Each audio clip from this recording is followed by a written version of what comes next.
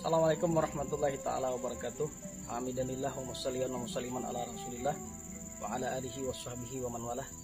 Ikhwan wal akhwat yang sama-sama dirahmati Allah subhanahu wa ta'ala, salah satu di antara tanaman yang diciptakan oleh Allah subhanahu wa ta'ala dan punya manfaat tersendiri dibanding tanaman-tanaman atau pohon-pohon yang lainnya adalah korma.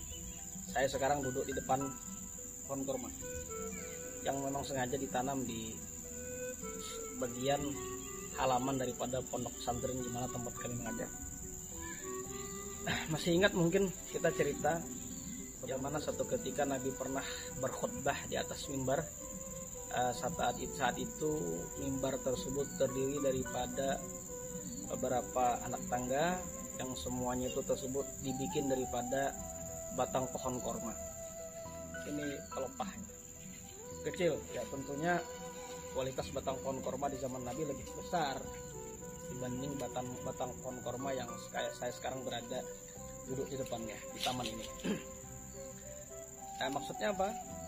Dari batang pohon korma tersebut mengingatkan kepada kita arti sebuah cintanya makhluk Allah subhanahu wa ta'ala yang namanya pohon korma tersebut, yang saat itu batang pohon kormanya dijadikan sebagai media anak tangga atau menjadi mimbarnya daripada khutbah Nabi Muhammad SAW. Akhirnya yang terjadi apa? Ternyata ketika mengalami masa waktu demi waktu, akhirnya mimbar yang terdiri daripada atau berbahan dasar daripada batang pohon korma tadi diganti dengan yang lain. Akhirnya yang terjadi apa? Mimbar tadi ditaruh di pinggir, disampingkan karena ada yang baru. Apa yang terjadi? Ternyata pada saat Nabi berkhutbah itu terdengar suara tangisan.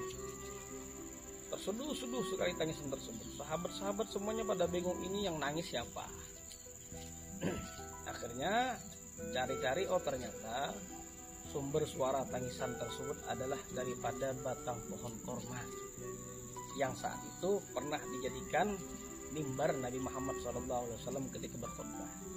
Oh, artinya batang pohon korma nangis.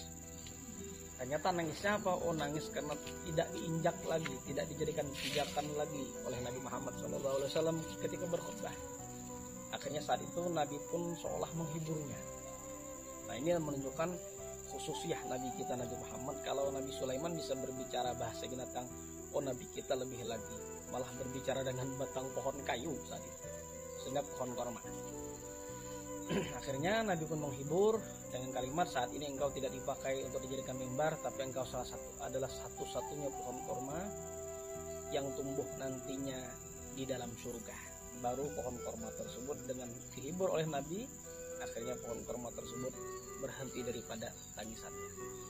Catatan kita adalah kalau batang pohon korma saja begitu cintanya kepada Nabi Muhammad, rela untuk diinjak, dijadikan mimbar, dan bahkan menangis ketika tidak digunakan oleh Nabi, tentunya apalagi kita.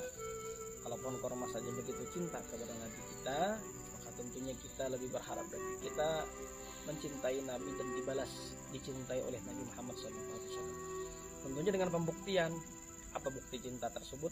Bukan sekedar bersalawat kepada Nabi, tapi juga menjalankan dan mengaktualisasikan dalam kehidupan kita terhadap sunnah-sunnah Nabi Muhammad SAW.